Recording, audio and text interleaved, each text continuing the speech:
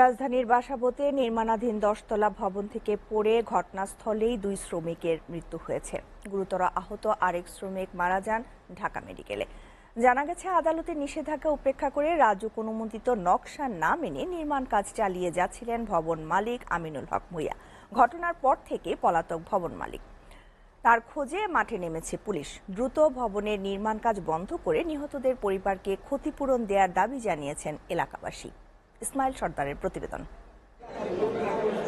ঢাকার সবুজবাগ থানার বাসাবো মায়াকানন মসজিদের পেছনে 7 নম্বর হোল্ডিংয়ে নির্মাণাধীন 10তলা ভবন এটি। এখানে রাস্তাঘাট ছোট, যে কারণে এই এলাকায় 10তলা ভবন নির্মাণের অনুমোদন দেয়নি রাজুক। কিন্তু অদৃশ্য শক্তির বলে আমিনুল হক ভূঁইয়া তার ভবন নির্মাণ কাজ চলমান রেখেছে।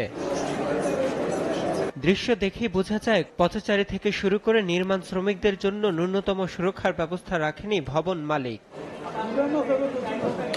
ঢাকা মহানগর ইমারত বিধিমালা 2008 অনুযায়ী সড়কের জন্য 20 ফুট জায়গা উন্মুক্ত রেখে ভবন নির্মাণ করতে হবে, কিন্তু মাত্র 12 ফুট জায়গা রেখে বছর খানেক আগে নির্মাণ কাজ শুরু করেন ভবন মালিক আমিনুল হক। পরে রাজুক ব্যবস্থা নিলেও বন্ধ করা যায়নি নির্মাণ কাজ। শুক্রবার ভবনের কাজ করার সময় 10তলা থেকে নিচে পড়ে 2 শ্রমিকের মৃত্যু হয়। চিকিৎসাধীন অবস্থায় ঢাকা মেডিকেলে মারা যান আরো এক শ্রমিক। এমন অবহেলায় ক্ষুব্ধ এলাকাবাসী। জনগণের চিল্লাচিল্লি শুনে আসছে যে বিল্ডিং ভেঙে পড়ছে, লোকজন পড়ে গেছে।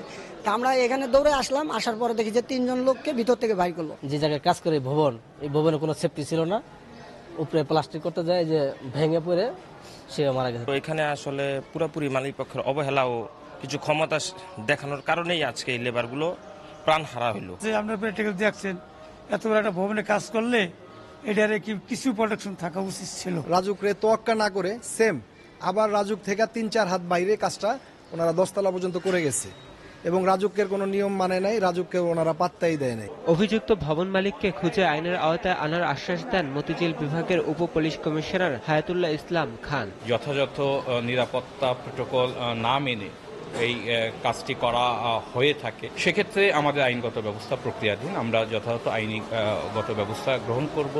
যারা অবহেলার জন্য যারা দায়ী, ঠিকাদার প্রতিষ্ঠান অথবা মালিক পক্ষ যেই দায়ী হোক না কেন, আমরা তাদের বিরুদ্ধে আইনগত ব্যবস্থায় যাব।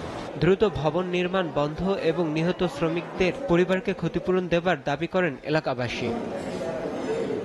ইসমাইল সর্দার, এসিটিভি, ঢাকা।